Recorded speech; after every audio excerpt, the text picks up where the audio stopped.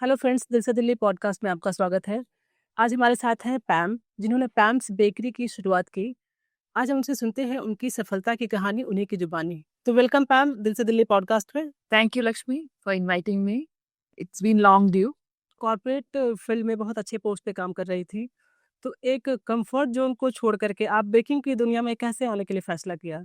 फैसला तो काफ़ी पहले ही कर लिया था, उसको एग्ज़ीक्यूट करने में थोड़ा टाइम लगा। तो जब हम फ्रांस में रहते थे काफ़ी साल, वहीं से हमारा बेकिंग बेकिंग का पैशन शुरू हुआ। And when I came back to India, already मेरे पास ये आइडिया था कि I have to start a bakery. But then, circumstances are different when you are in your late 20s, you have a small family, your financial situation is as you are in late 20s. So it took its own time.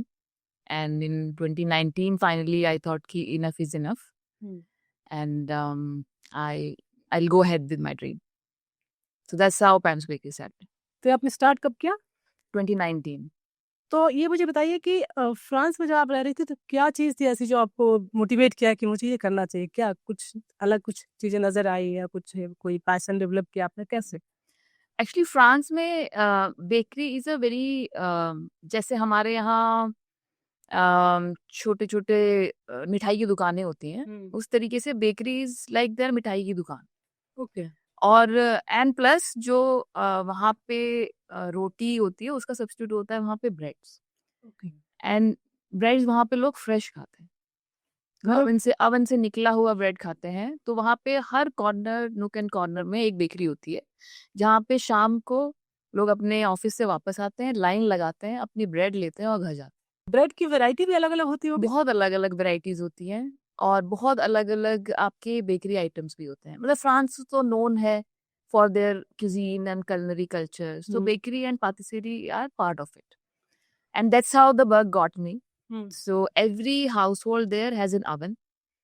And experiment करते करते दोस्तों के घर जाके उनके नानी दादी के साथ बेक करके, सो ऐसे मैंने सीखी है रेसिपीज।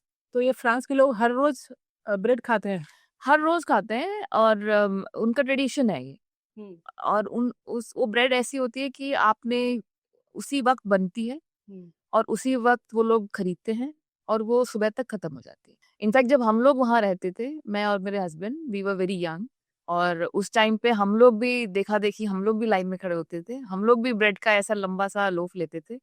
और वो कभी कभी तो ऐसा होता था कि ऊपर घर तक पहुंचते पहुंचते खत्म हो जाती थी। It used to be so tasty and so fresh.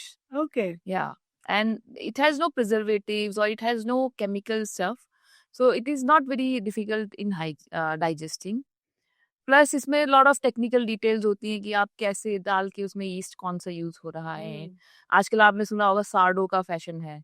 सार्डो actually सबसे पुराना तरीका है ब्रेड बनाने। अच्छा। हाँ, जैसे आजकल हम अपने इंडियन फूड में पुराने तरीकों में जा रहे हैं, sourdough is the most ancient and natural form of yeast. Okay.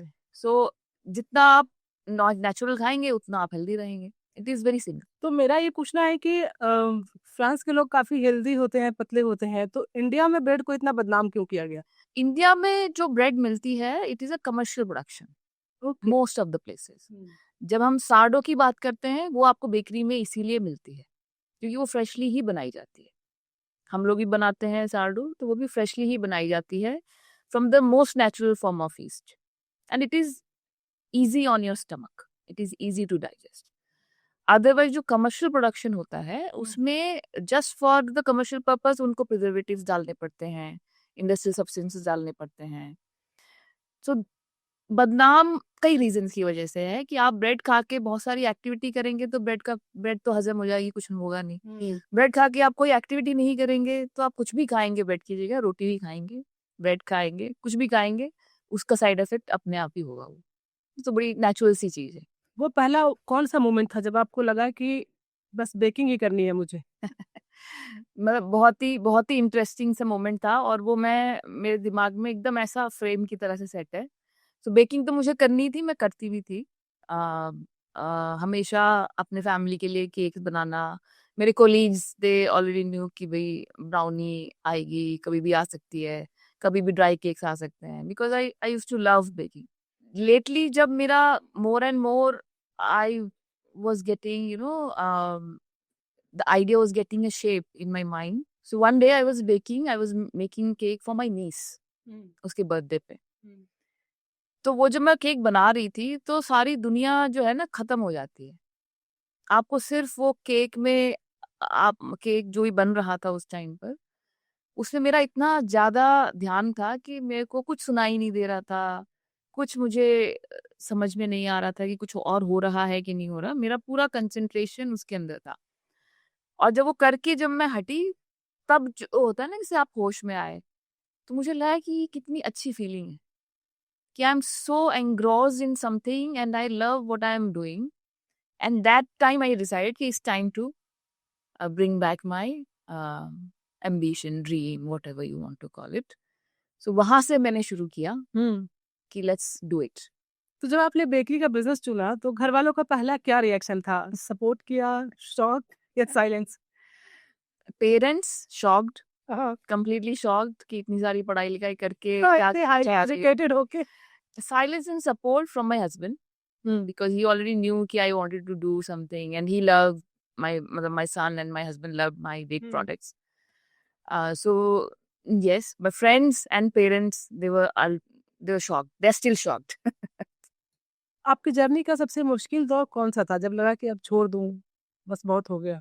Actually शुरुआत के सालों में तो पहले 1-2 सालों में तो कई बार लगा कि छोड़ दो, क्योंकि आप एक कुशी जॉब से आते हो, एक कंफर्ट जोन से आते हो जैसे आपने बोला, और उसके बाद जब आपको रूड लैंडलॉर्ड से डील करना पड़ता है, अनडिसिप्लिन्ड वर्कर्स से डील करना पड़ता है, इंफ्रास्ट्रक्चर प्रॉब्लम्स इतनी सारी थी कि लाइट चली जाती थी घंटों घंटों के लिए, आपके पास एक ऑर्डर है, आपको फुलफिल करना है.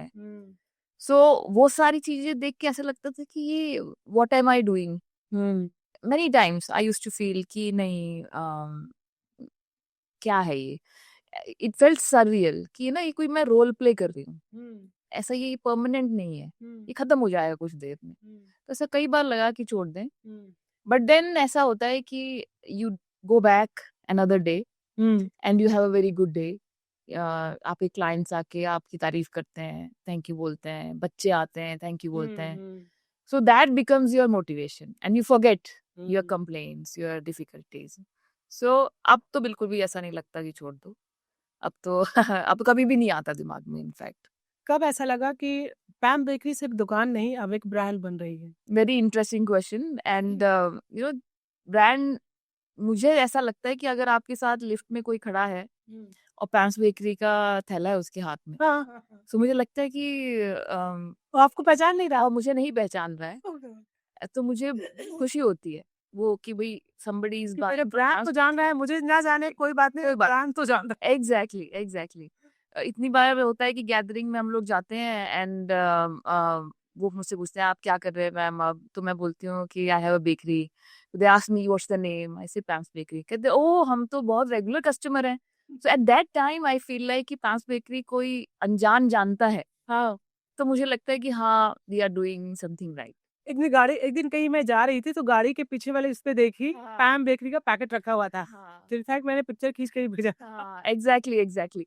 So those are the moments when I see कि somebody is taking shopping from Pam's Bakery and somebody is clicking a picture and sending it to me. So it is coming back to me.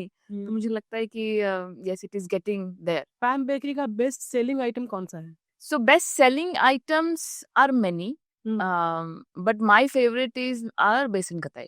अच्छा. So it's a cookie that we have formed. It tastes like बेसन का लड्डू. हाँ, मैंने भी test किया था. मुझे खाते ही लगा कि ये तो मम्मी लोग जब हॉस्टल जाते थे ना तो बेसन के लड्डू देती थी, उसका टेस्ट है. एक्चुअली उसका ओरिजिन वही है. तो इस तरह के एक्सपेरिमेंट्स करते रहते हो? हाँ. सो इस experiment is costly when you start making a recipe. So बेसन का लड्डू was my favourite. And when I grew up and when you have your own bakery, I thought ki let's recreate it.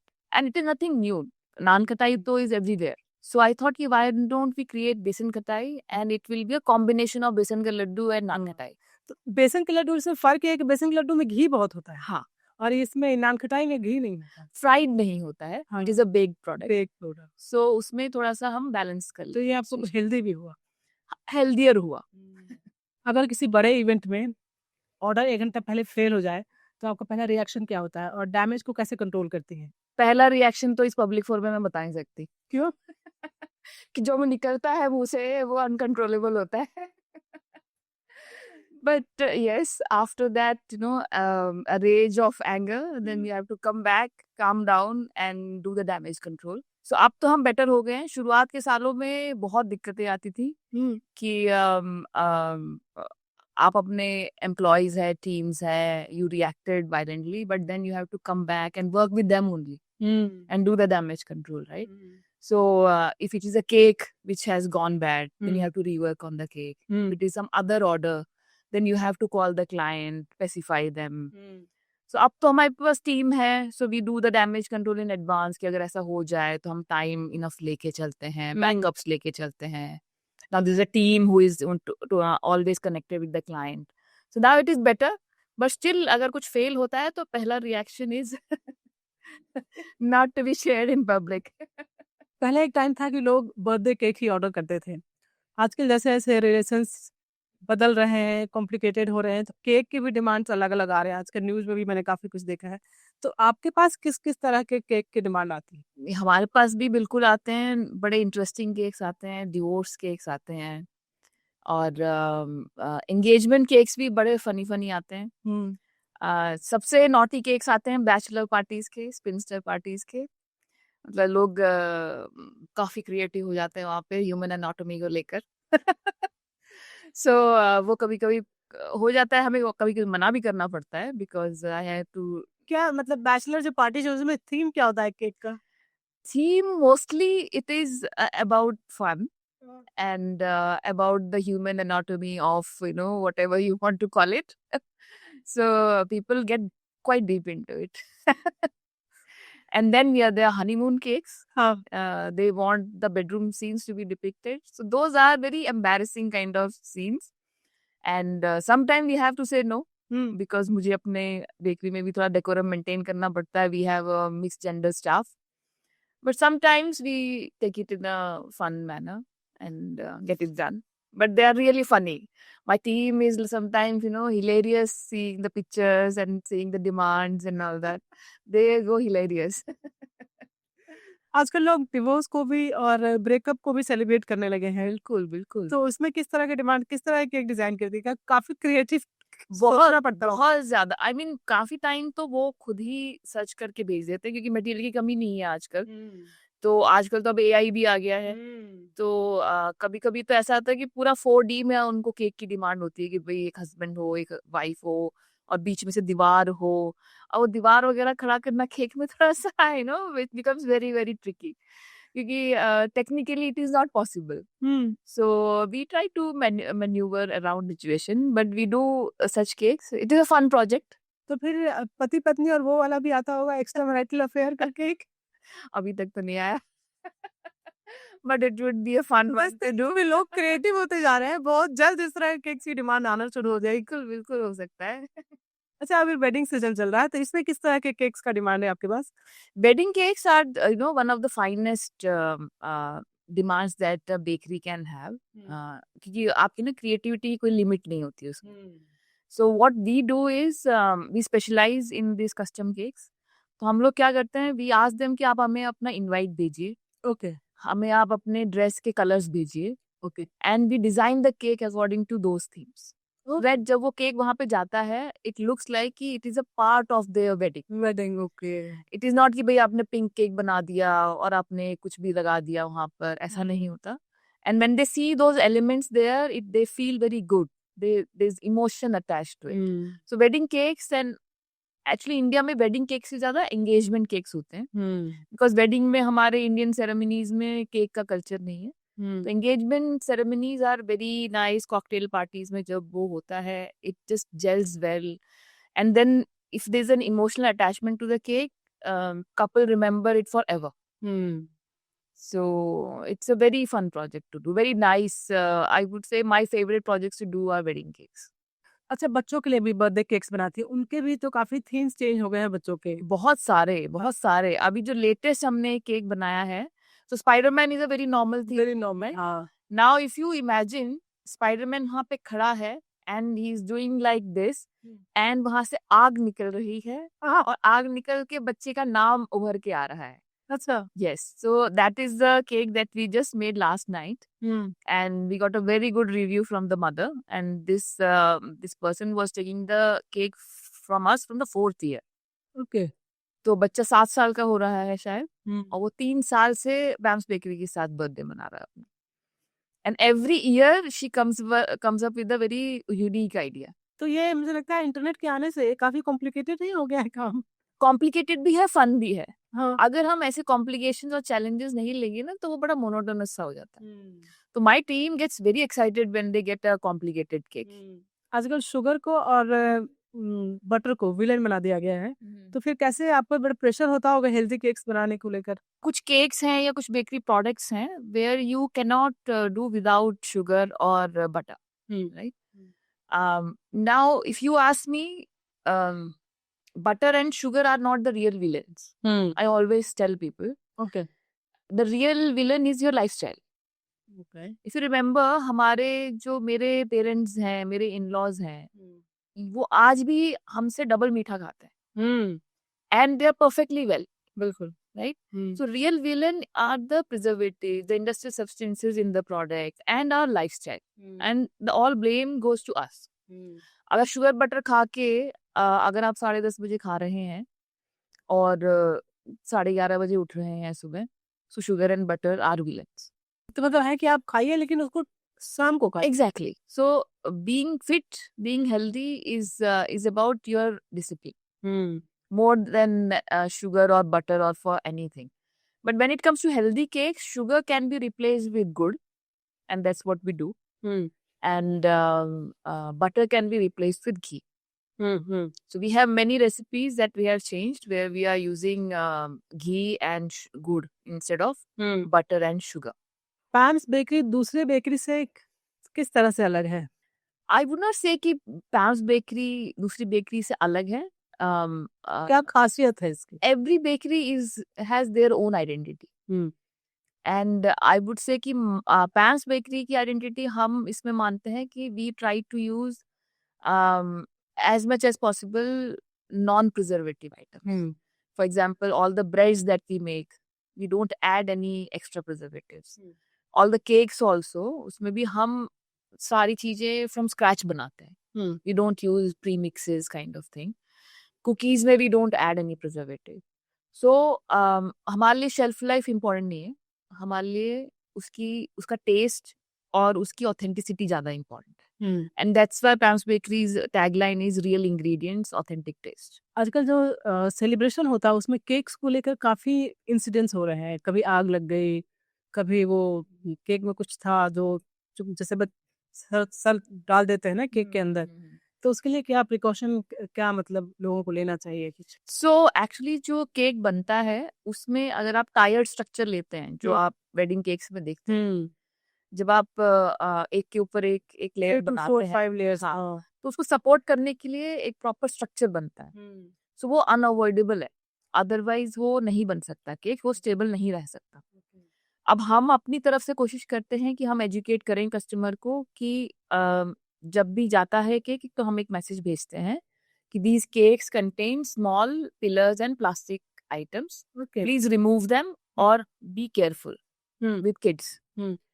So इसीलिए कभी भी tyre structure में वो जो होता है ना बर्थडे बम्स बोलते हैं या बर्थडे स्मैशिंग बोलते हैं, वो हमें नहीं करना चाहिए टायर स्ट्रक्चर्ड केक्स में.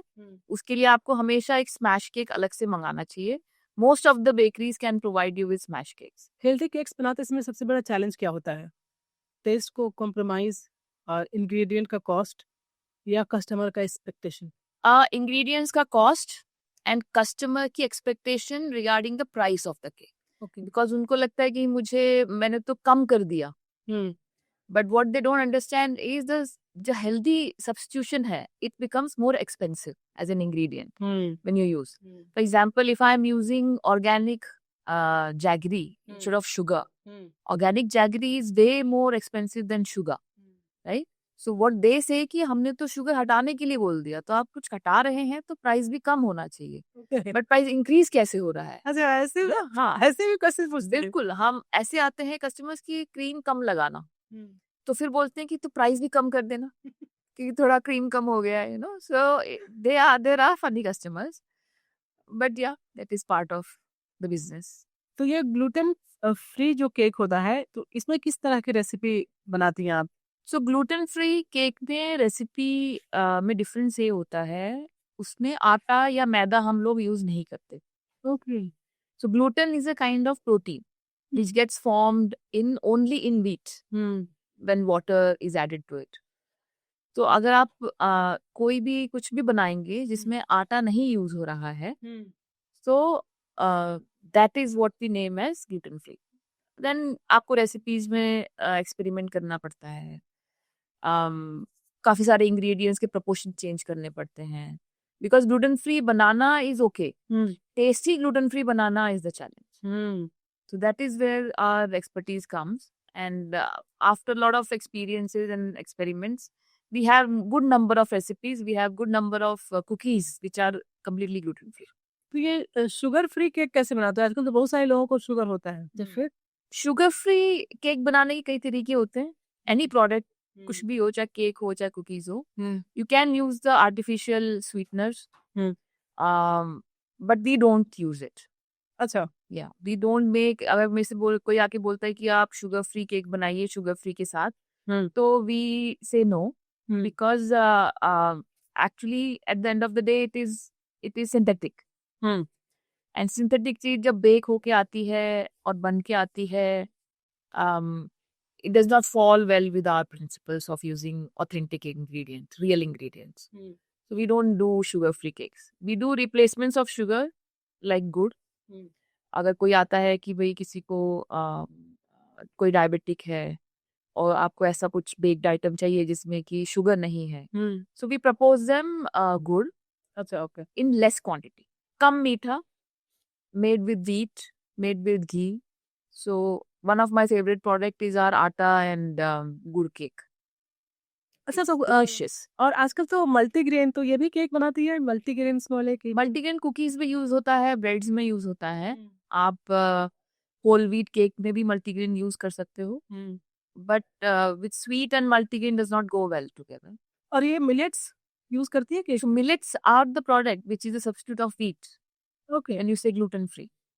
So millets के कई सारे flours होते हैं, and that is what is used as a substitute for wheat when you make gluten free products. Now gluten free also can be done for two purposes. One is some people are allergic to gluten, and some people are just health conscious. जो हम product बनाते हैं, we make it for health conscious people who want to avoid gluten. But we don't make it for allergy people, because allergy के लिए it requires a separate facility. अच्छा। जहाँ पे आटा मैदा कहीं भी नहीं हो, नाम और निशान भी ना हो, बिकॉज आप अगर किसी को एलर्जी है, एलर्जी होती है आजकल, तो अगर थोड़ा सा भी चला गया तो वी कैन इनको ऑटोइम्यून डिजीज। एग्जैक्टली। सो इसलिए हम लोग वो ऑर्डर्स नहीं लेते हैं जो एलर्जी पेशेंट्स के लिए होता है। For health conscious people we do. ठीक है, ये हमारा रैपिड फायर राउंड। चॉकलेट या vanilla? Chocolate any time. Success talent या मेहनत? मेहनत। क्रिटिसिज्म इग्नोर या improve? Improve always.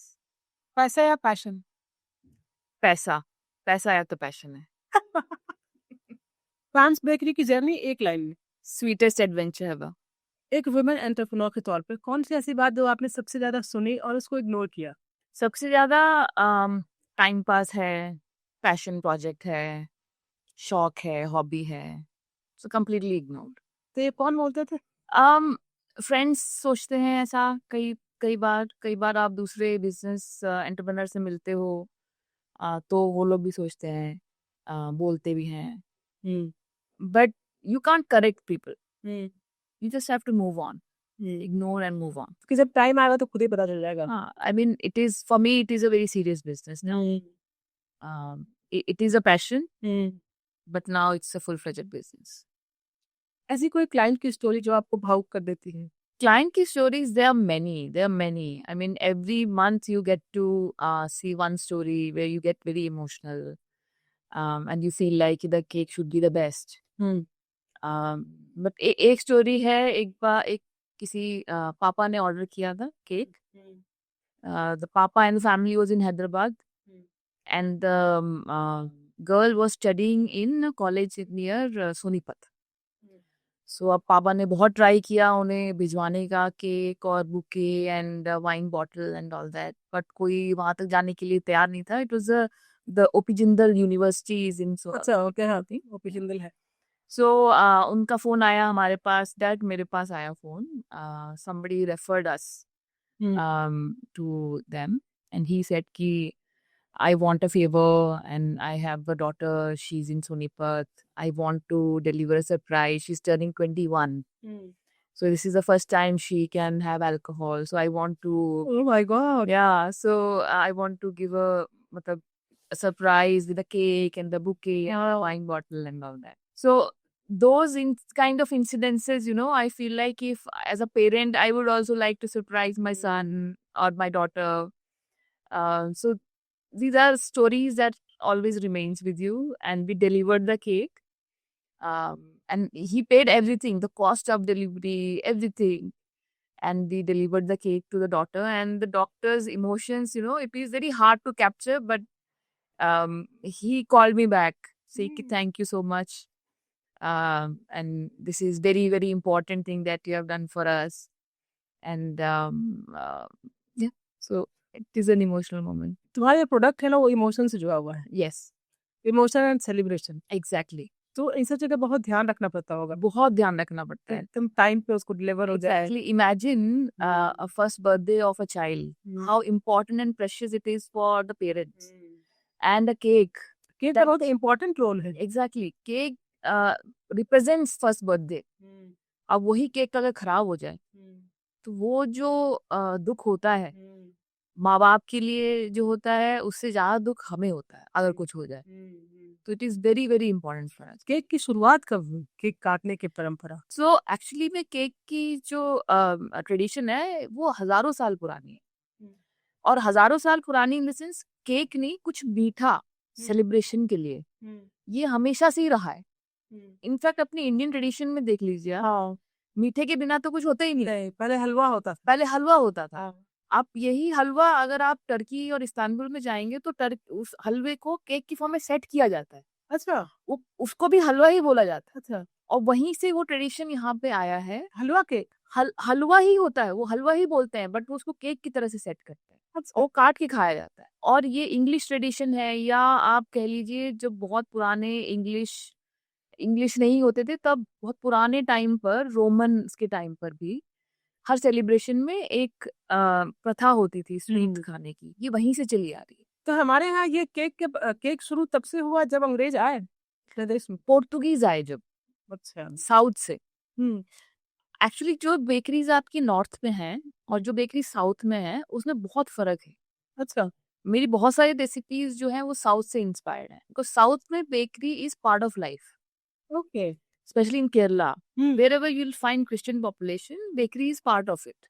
Christmas cakes are part of it. So Portuguese influence started cakes there, and that is how अब तो खैर हर तरह का influence है. अब तो हर घर में लोग हर घर में है, हर occasion पे celebrate हुआ जाता है. It's more than the celebration. It is an icebreaker. It is an event. क्योंकि अभी आपके पास गैदरिंग है 15-20 लोगों की, सबको एक चीज एक जगह लाके, जैसे रिबन काटते हैं इनॉग्रेशन में. हाँ, cakes are like that. Cakes जो है वो आपकी बॉन्डिंग का काम है कि भाई everybody is coming together, having a piece of cake which is shared with everyone. So it is like that. आपकी लाइफ का कोई ऐसा लेसन जो हर एंटरप्रेन्योर को पता होना चाहिए? लेसन्स तो खैर बहुत हैं. अब मुझे नहीं पता कि हर एंटरप्रेन्योर को पता होना चाहिए कि नहीं पता होना चाहिए, बिकॉज मुझे लगता है कि I am also in a journey. And every lesson teaches me something new. The most valuable lesson I have learned is perseverance. आज कुछ गड़बड़ है, but you have to have that courage and patience to keep moving. And that is I think that is a very, very crucial thing for an entrepreneur. हमारे समाज में एक चीज बहुत मैंने बहुत नजदीक से देखा है। आप कहीं भी जाइए, कभी भी आप नोटिस कीजिएगा, जैसे मैंने नोटिस किया है कि अगर वाइफ बिजनेस कर रही है तो काउंटर हस्बैंड संभालता है, फाइनेंस हस्बैंड हैंडल करता है। तो मुझे बहुत अंदर से फील होता है कि मतलब क्यों वो फाइनेंस में कमजोर है, जब वो इतना बड़ा बिजनेस चला रही है तो फाइनेंस भी हैंडल कर सकती है। तो आपने भी फील किया होगा। So यहाँ पे एक्चुअली इम्पोर्टेंट क्वेश्चन ये है कि आपको फाइनेंस में कमजोर समझा जाता है या आप वाकई में कमजोर हैं। डिफरेंस वहां पे लाई करता है। और मुझे लगता है एज अ विमेन एंटरप्रेन्योर अगर आप कमजोर हैं तो आपको उसके ऊपर काम करना चाहिए। अगर आप डिपेंडेंट रहेंगे किसी और के ऊपर तो वो हमेशा ही आपको प्रॉब्लम देगा। नहीं, मैंने देखा है कि एक्चुअली हस्बैंड कहते हैं तुम हैंडल नहीं कर पाओगे फाइनेंस, इसलिए मैं हैंडल कर। Prove him wrong by doing it. और कई बार हुआ कि सर्कमस्टांसेस खराब हुए, रिलेशंस खराब हुए, और इतना बिजनेस करते हुए भी वो लेडी सड़क पे आ जाती है क्योंकि फाइनेंस तो हस्बैंड के हाथ में चला गया। हाँ, and it is not only husband. Imagine अगर आप किसी और के साथ काम कर रहे हैं और उनके हाथ में फाइनेंस है, तब भी यही सिचुएशन होगी। यही सिचुएशन होगा। सो इसका सॉल्यूशन सिर्फ यही है कि कमजोर समझने से कुछ फर्क नहीं पड़ता और उस परसेप्शन को लेके नहीं चलना चाहिए। यू कैन बिकम, इतना होल्ड आपको होना चाहिए। नहीं, और अगर आप बिजनेस कर रहे हैं तो आपको बिल्कुल पैसे का लेन देन भी समझना चाहिए। बिल्कुल इन्वेस्टमेंट आया को आनी चाहिए। कितना गया, क्या हो रहा है, कहाँ जा रहा है, कितना लिखा जा रहा है, सब कुछ आपको पता होना चाहिए। आजकल समाज में देखा जाता है कि महिलाएं अपने आप को समझते हैं कि बहुत हाईटेक है, लाइफस्टाइल बहुत अच्छा है, और लेकिन कहीं ना कहीं लगता है कि वो स्टक है, उनकी सोच कहीं ना कहीं अभी भी पुरानी चीजों से जुड़ी हुई है। जैसे मैंने देखा कि अगर कोई बिजनेस कर रही है या जॉब कर रही है, तो जो उसके फ्रेंड्स हैं वो कहती है कि यार मेरा पति तो इतना कमाता है, मुझे कुछ करने की क्या जरूरत है। तो मतलब वो क्या बताना चाह रही है कि जो जो कमाने निकलती है, क्या मतलब उसका पति अच्छा नहीं कमाता। एक्चुअली मुझे लगता है कि it is just a different point of views of life. some women are happy like that and it is okay. Some women want to be independent. They want their own identity. They want to keep working. They enjoy working even if they are not running the home. Yes. Right? So that should be the thing and all the point of view should be respected. I would say that. जो जिसमें खुश है, जो काम करके खुश है वो काम करना चाहिए उनको, जो काम नहीं करके खुश है, जो गॉसिप करके खुश है, वो भी ठीक है। जो पति के पैसे उड़ा के खुश है। आपके लिए सेल्फ मेड का क्या मतलब है? ये सिर्फ एक शब्द है या ये एक जंग है? ये तो जंग है किसी के लिए भी। सेल्फ मेड होने के बाद सबको लगता है, सब बोलते हैं सेल्फ मेड है, बट इसके पीछे कितने सैक्रिफाइसेस इन्वॉल्व थे, कितना प्रेशर किसी ने झेला, कितने चैलेंजेस उन्होंने पार किए, वो सब बहुत इंपॉर्टेंट मायने रखता है for a self made person. So it's a constant battle. आज भी क्या महिलाओं की आज भी क्या महिलाओं की एम्बिशन लोगों को अनकंफर्टेबल कर देता है? I think the bigger question is, or the right question is, are you comfortable with your ambition as a woman? As a woman, if you are comfortable, then कुछ तो लोग कहेंगे। लोगों का काम है कहना। कहना। आजकल लोग जल्दी पैसा कमाना चाहते हैं, तो क्या पैसा सच में आसानी से कमाया जा सकता है या ये सोशल मीडिया का इल्यूजन है? ये तो माया है। पैसा itself is a maya, social media is a maya. पैसा कमाना अगर आसान होता तो हर कोई अमीर होता, राइट? सो मुझे लगता है कि जितना हार्ड वर्क, जितना स्ट्रेटेजिक थॉट, जितना um, जितना आप परसिवरेंस से काम करेंगे, आई थिंक पैसा is proportional to that. Genius ideas की बात अलग है, right? पर लेकिन जीनियस हर जगह नहीं होते जैसे सोशल मीडिया प्रोजेक्ट करता है। So yes, I think it is an illusion. Social media के आने के बाद से जो बार बार दिखाता है कि ये स्टार्टअप ने इतने दिनों में कंप्लीट कर लिया, ये स्टार्टअप इतना करोड़ रुपए कमा लिया, इसे जो न्यू जनरेशन है उनमें एक थोड़ा वो लगता है कि मैं कामयाब नहीं हूँ, मैं क्या कर पाऊंगा। उनको कुछ सजेस्ट करना चाहेंगे? एक्चुअली इसके दो पॉइंट ऑफ व्यू हैं। आप इसको पॉजिटिव वे में भी ले सकते हैं, आप इसको नेगेटिव वे में भी ले सकते हैं। डिपेंड करता है कि आप किस सिचुएशन से गुजर रहे हैं, राइट? अगर आप इसको पॉजिटिवली देखिए कि इस बंदे ने भी स्टार्टअप किया, उसको उसके थ्रू उसने फंड जनरेट किए, तो why can't I? And it is not only the motivation for younger generation, even for older generation, like somebody like me who left their career and started something new. So I feel like I have such a good experience behind me. Why can't I do it? If a young genius set of people have done it, probably I also have hope. So it's only point of view. और मुझे लगता है कि इस चीज को आप हमें पॉजिटिवली देखना चाहिए, बिल्कुल। और अपने बच्चों को भी प्रमोट करना चाहिए पॉजिटिवली। अभी कई ऐसे कंपनीज हैं जिसके जो ओनर्स हैं वो लोग कॉलेज ड्रॉप आउट हैं और आज इतना मिलियंस प्रॉपर्टी बना लिया। तो उनको देख के जो बच्चे हैं वो कहते हैं कि भाई कॉलेज ड्रॉप आउट है तो हम भी ड्रॉप आउट कर देते हैं। तो ये सोशल मीडिया जो है ये मतलब दूसरे तरह से इन्फ्लुएंस कर रहा है बच्चों को। इस सोशल मीडिया इन्फ्लुएंस करता है, बिल्कुल सही बात है। आजकल रील्स भी वायरल हो रही है जो जेनजी आके बोलते हैं कि I have decided to leave my school, I am going to do a startup, no memes आते हैं। I don't know how real it is, but a generation who is bringing up Gen Zs, we have to be very conscious कि Gen Zs are going to be very different from us, and उससे आगे की generation और भी different होगी। Traditional schooling might not exist बिल्कुल। कुछ सालों बाद, तो हम जितना अडेप्ट कर पाएंगे उतना सही रहेगा। I mean in my point of view, I gave freedom to my child when he wanted to leave education and pursue his passion of cricket. I gave him that freedom. But yes, then the society questions you that it's a very bold decision. But now he's doing well. But I gave him the chance. And I would encourage parents to give their children a chance. Show them confidence. Because क्या होता है, बच्चे करेंगे उसके बाद वापस आ जाएंगे आपके पास, है ना? तो आप उनको बता सकते हो, because they learn from their mistakes. अगर आप मिस्टेक्स करने ही नहीं देंगे तो वो हमेशा आपके ऊपर ही ब्लेम करेंगे। नहीं, मुझे लगता है कि कॉलेज ड्रॉप आउट मतलब पढ़ाई छोड़ देना, एक बेसिक एजुकेशन तो आपके पास होना चाहिए कुछ भी काम करने के लिए। लेकिन आजकल वो दूसरी तरह से बच्चे प्रमोट हो जा रहे हैं कि मुझे तो आप पढ़ने के लिए बोलते हो, देखो ये सब तो कॉलेज ड्रॉप आउट है, कितना अच्छा किया इन लोगों। See, to that I would answer कि not everyone can be a genius, right? And not everybody can be mark Zuckerberg और जो गूगल के फाउंडर्स हैं, इन लोगों के एग्जाम्पल्स तो बहुत पहले के हैं। नहीं, अभी तो ज़रोधा और का जो अब जैसे ज़रोधा है and all these people are there, but not everybody has that kind of vision, that kind of idea, that kind of genius to get it done. But ठीक है, बच्चों को प्रमोट तो मुझे लगता है तब भी करना चाहिए for their ideas. If they have mettle in their ideas, then they can succeed, and if they will not succeed, then they will come back to you. Investors ज़्यादा डराते हैं या आपकी टीम? मुझे तो मेरे सपने डराते हैं। इन्वेस्टर क्या डराएगा, मेरी टीम क्या डराएगी जो मुझे अपने सपने डराते हैं। मेरा एम्बिशन डराता है।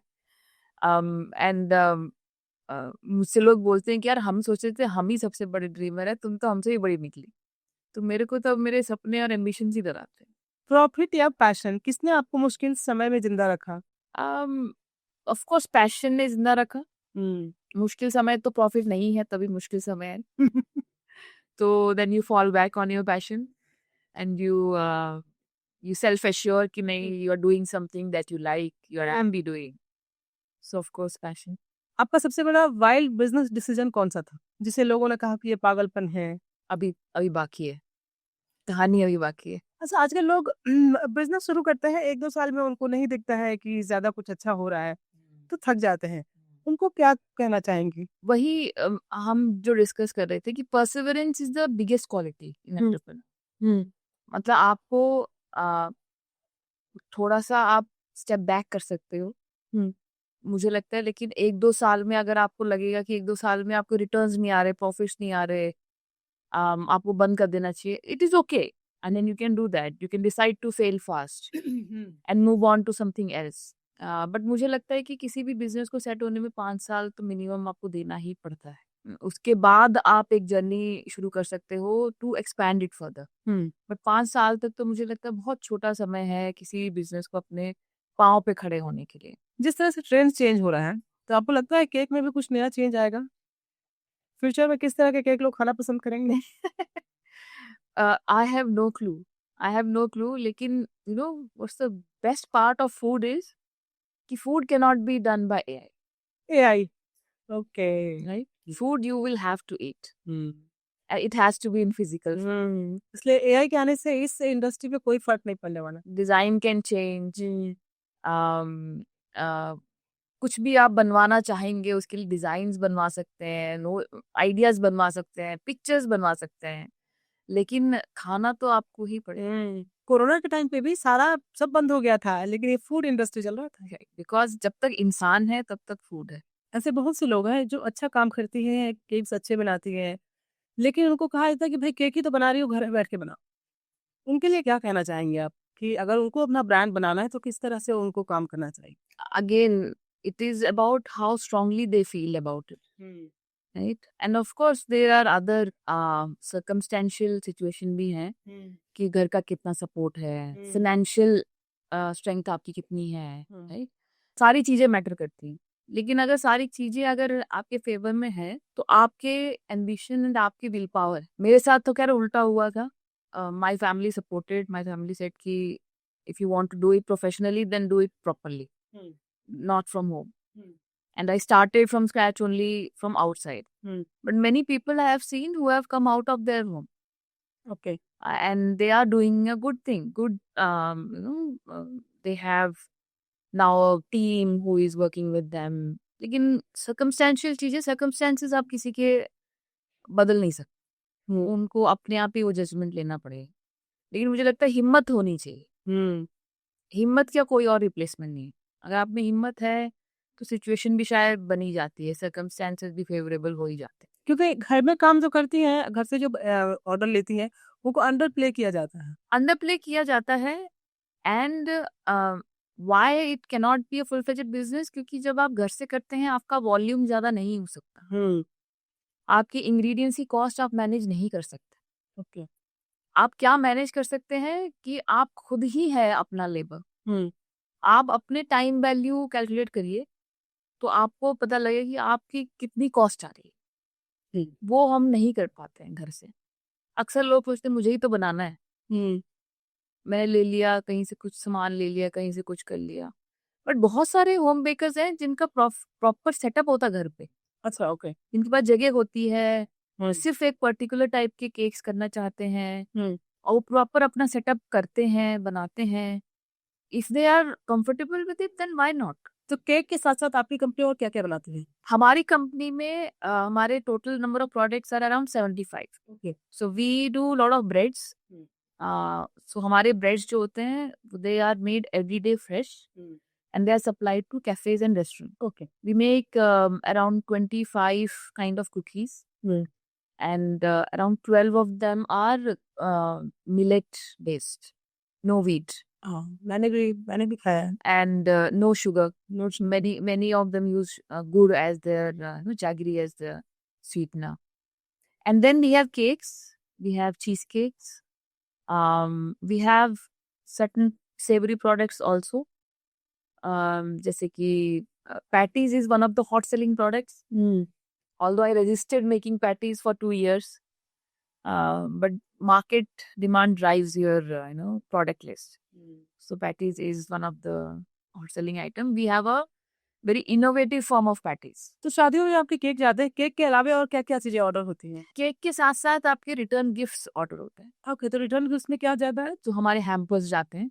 ओके। Hampers में we provide chocolates, we provide dry fruits coated in chocolate or coated in sugar. Then our cookies are a hot selling item. Our besan khatai is a very hot selling item. It's it's part of इस मौसम में क्या special है? Christmas cakes. Okay. Christmas is here, so Christmas cakes are the hot selling, right? तो Christmas cake के क्या theme होते हैं? Christmas cake की Christmas ही थीम होती है। So it's a cake made of lot of dry fruits. तो उसमें ट्री लगाते हैं? नहीं, it is a cake made with brown sugar or jaggery and loaded with nuts. Okay. And there are two versions of it, loaded with nuts and plum and dry fruits and candied fruits. And then there's a rum version of it. अच्छा। और वो use होते हैं cake जब जाता है, cake में बनता है तो वो यूज होता है। तो फिर ये न्यू ईयर के भी केक्स बनेंगे ना? न्यू ईयर के केक्स तो नॉर्मल केक्स बनते हैं with the new year theme, new year no designs and all that, but hmm, Christmas cakes are special.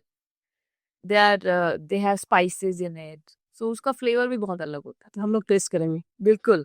Thank you ma'am अपना इम्पोर्टेंट टाइम देने के लिए और बेकरी से रिलेटेड इम्पोर्टेंट जानकारी देने के लिए जो हमारे दर्शकों के लिए काफ़ी फ्रूटफुल होगा. Thank you, Lakshmi, for inviting me. It was a pleasure to be here. It was an amazing experience.